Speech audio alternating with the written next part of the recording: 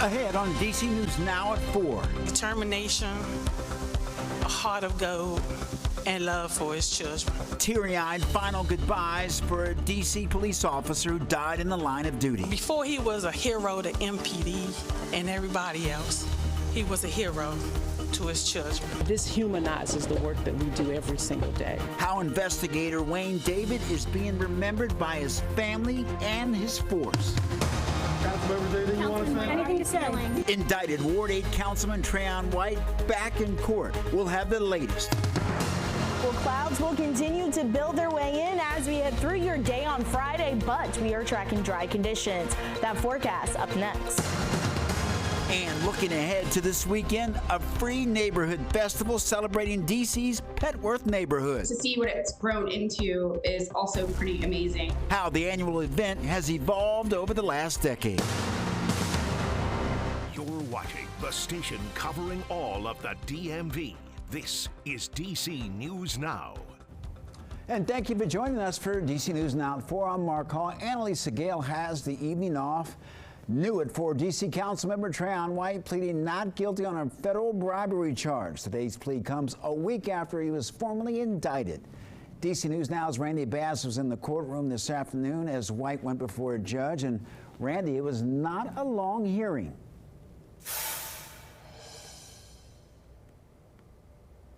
Hearing here in D.C. today, the big headline, Trayon White's attorney entering that not guilty plea on his behalf, and prosecutors saying they'd already given Trayon White a chance to plead this all out.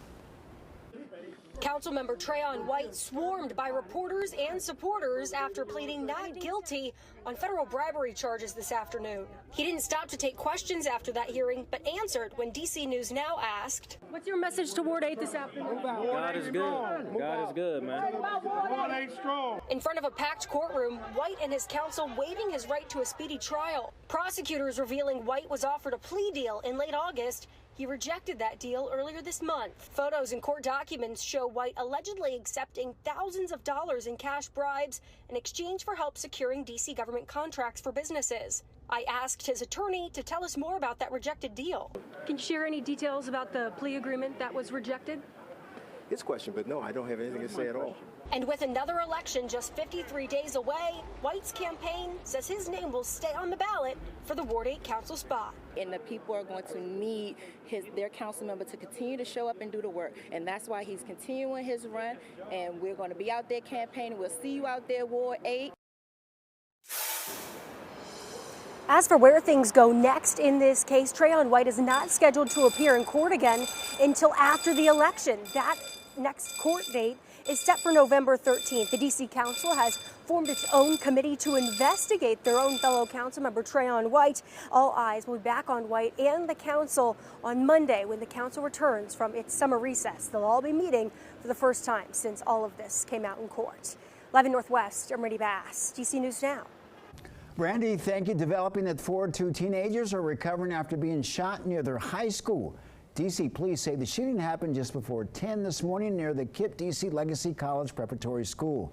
That's in Southeast on 8th Street. Police tell us the boys ran to the school for help. The school went on a secure status as a precaution.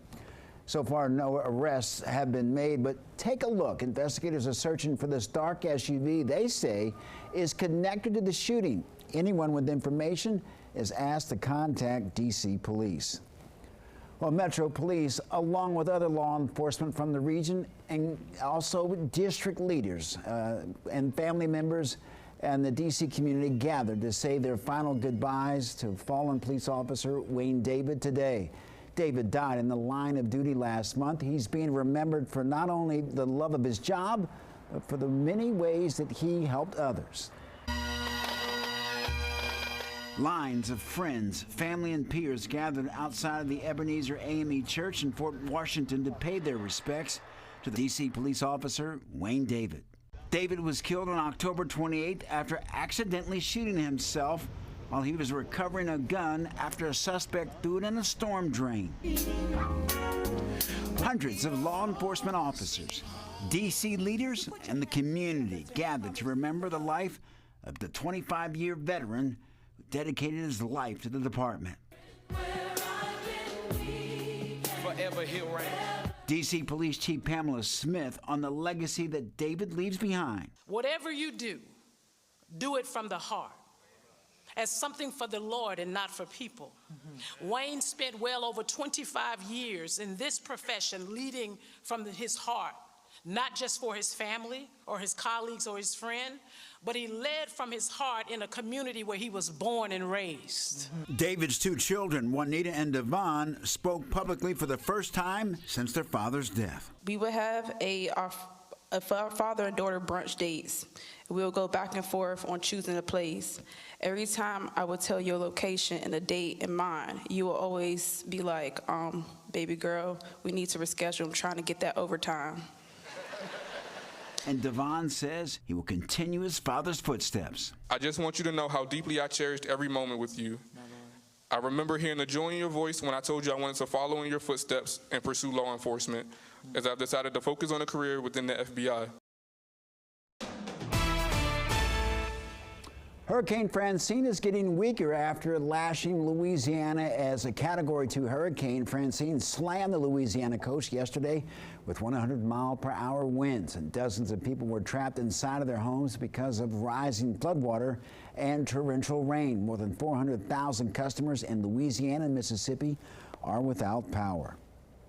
All right, let's head over now to weather forecaster Brittany Ward with a check on our forecast. Brittany, how are things looking? You know, Mark, as we head through your Thursday, we will be seeing a few clouds begin to build their way into the evening, but overall still going to be dry as we head through the weekend. Satellite and radar is showing you that high that was centered on top of us yesterday now out of our area, but notice out towards the south where that low is right now. Our friends in the Tennessee Valley, they are seeing the rain, and that's Francine right now. These clouds will continue to work their way northward, though, as we head through the rest of your evening. Now, temperature-wise, not looking too bad, especially if you're about to pick those kiddos up from the bus stop. We are holding on to the 80s across much of the area, with a few locations dipping down into the 70s. 78 currently in Orange, 79 as you head over there to Martinsburg, West Virginia, 82 here in the nation's capital. Now, for the rest of your Thursday, we'll slowly start to see those temperatures here in the nation's capital dipping down into the 70s right around 6 o'clock. Lower 70s to talk about, though, as we head right around that 8 o'clock hour. Then we finally start to see those temperatures dipping down into the upper 60s as we head right around 10 o'clock this evening. And overall lows tonight not looking too bad, but Mark, we are tracking some rain as we head through that 7-day forecast. So keep it here. We'll break that down for you guys coming up. Brittany, thank you. In Prince George's County, an investigation is underway after a Bowie police officer fired a gun on the side of the highway, and it happened around 8 this morning in the area of Collington Road and John Hanson Highway. The police department says the officer was pulling over to help a stranded driver when the gun went off. No one was injured, but a bullet struck a car passing by. The officer's on administrative leave pending the outcome of the investigation. Well, happening now, closing arguments are underway in the trial of Abdurrahman Dabe today. Now, he is suspected of shooting in the shooter in the death of a 16-year-old Jada Medrano Moore that happened last year. The Abi took the stand ahead of closing statements, and he and the defense witnesses tell the story of Moore being the aggressor in the situation, leading to a tussle for the weapon, while the prosecution witnesses state that Moore was only protecting her brother. Again, closing arguments are getting underway as we speak. DC News Now is in the courtroom, and we will give you updates as we learn more. Well, just in at 4, Stephen Peat, a former player for the Washington Capitals, has died. The NHL Alumni Association says that he passed away from his injuries following a tragic accident. Peat was drafted 32nd overall by the Anaheim Ducks in 1998, and in 2000, he was traded to the Capitals. He finished his pro career in the AHL following the 2006-2007. He was 44 years old. In our schools, Stafford County becomes the latest school district to receive an unfounded social media threat. Now, the school district said that on X that law enforcement investigated after reports of a threat circulating. They have no reason to believe that it's a credible threat.